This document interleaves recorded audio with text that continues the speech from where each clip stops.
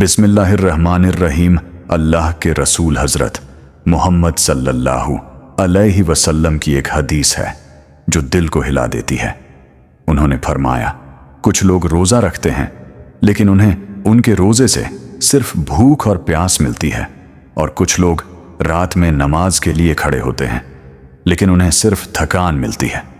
यह बात डराने वाली है, क्योंकि इसका मतलब यह है रमज़ान सिर्फ इसलिए कामयाब नहीं हो जाता कि हमने खाना पीना छोड़ दिया। तो असली सवाल यह नहीं है क्या हम रोज़ा रख रहे हैं, असली सवाल यह है क्या हमारा रोज़ा जिंदा है।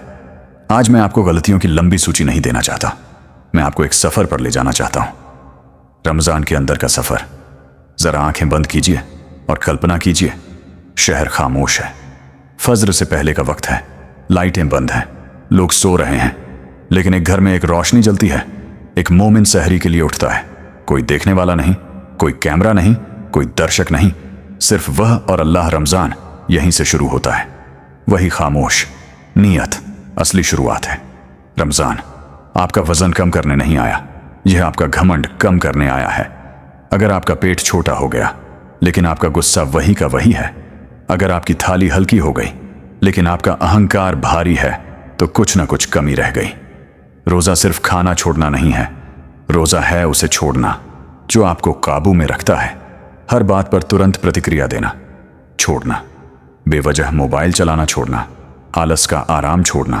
कुरान में अल्लाह फरमाता है कि उसने मौत और जिंदगी को इसलिए पैदा किया ताकि देखे कौन बेहतर अमल करता है। ज्यादा अमल नहीं, बेहतर अमल। रमज़ान संख्या का नहीं, गुणवत्ता का महीना है। हम में से बहुत लोग रोज़ा एक दिनचर्या की तरह रखते हैं। उठो, खाओ, सो जाओ, काम करो, इफ्तार का इंतजार करो, फिर वही दोहराओ। लेकिन रमज़ान ऑटो पायलट पर जीने के लिए नहीं आया। हर सहरी से पहले 10 सेकंड रुककर पूछिए, मैं आज रोज़ा क्यों रख रहा हूं? अगर जवाब है क्योंकि सब रख रहे हैं तो दिल सो रहा है। अगर जवाब है सिर्फ अल्लाह के लिए तो पूरा दिन बदल जाता है। हज़रत मोहम्मद सल्लल्लाहु अलैहि वसल्लम ने सिखाया, अमल का दरमदार नियत पर है रमज़ान। हर रोज़ ये सबक दोहराता है, भूख सज्जा नहीं है, भूख शिक्षा है। जब गला सूखता है आप पानी की कीमत समझते हैं, जब पेट सिकुड़ता है आप गरीब की हालत महसूस करते हैं। लेकिन असली सवाल यह है, क्या आपकी भूख ने आपको नरम बनाया? अगर रमज़ान में आप ज़्यादा गुस्से वाले हो गए, ज़्यादा बेसब्र, घर वालों से ज़्यादा सख्त, तो रोज़ा शरीर तक पहुंचा, दिल तक नहीं। असली रोज़ा इंसान को मुलायम बना देता है। आज लोग पेट से रोज़ा रखते हैं लेकिन स्क्रीन से नहीं। घंटों मोबाइल, अनगिनत वीडियो, हर वक्त शोर। रमज़ान आत्मा को शांत करने आया था और हम उसे और शोर से भर देते हैं। एक हफ्ते के लिए अपना स्क्रीन टाइम आधा कर दीजिए और उसकी जगह कुरान चिंतन या खामोशी रखिए। शुरू में बेचैनी होगी, वही बेचैनी बताती है कि लगाव कितना गहरा है। रमज़ान जंजीरें तोड़ने आया है, सिर्फ भूख की नहीं, डिजिटल जंजीरों की भी। कभी अपनी इफ्तार की मेज देखी है, 3 लोगों के घर में 10 लोगों का खाना। रमज़ान पेट छोटा करता है लेकिन हम मेन्यू बड़ा कर देते हैं। सुन्नत है अजान पर रोज़ा खोलना, लेकिन रोज़े को दिखावे की दावत बनाना सुन्नत नहीं। खुद से पूछिए, मेरी मेज़ बढ़ रही है या मेरा शुक्र? इफ्तार से पहले का वक्त दुआ का वक्त है। आप कमज़ोर होते हैं, भूखे होते हैं, सच्चे होते हैं। यही एक बंदे की सबसे खूबसूरत हालत है। घड़ी देखने के बजाय हाथ उठाइए, माफ़ी मांगिए, हिदायत मांगिए, साफ दिल मांगिए। दुआ के बिना रमज़ान ऐसा है जैसे बंद दरवाजे के सामने खड़े होकर चाबी हाथ में पकड़े रहना। रमज़ान कुरान का महीना है, लेकिन कई लोगों के लिए कुरान सिर्फ पृष्ठभूमि की आवाज़ बन जाता है। हम सुनते हैं पर समझते नहीं, हम पढ़ते हैं पर ठहरते नहीं। इस साल कम पन्ने सही, लेकिन ज़्यादा समझ के साथ। अगर एक आयत दिल को छू ले तो रुक जाइए, सोचिए, उसे दिल में उतरने दीजिए। कुरान जल्दी ख़त्म करने के लिए नहीं उतारा गया, बदलने के लिए उतारा गया। हज़रत मोहम्मद सल्लल्लाहु अलैहि वसल्लम ने चेतावनी दी, जो झूठी बात और बुरी जुबान नहीं छोड़ता, अल्लाह को उसके खाना छोड़ने की ज़रूरत नहीं।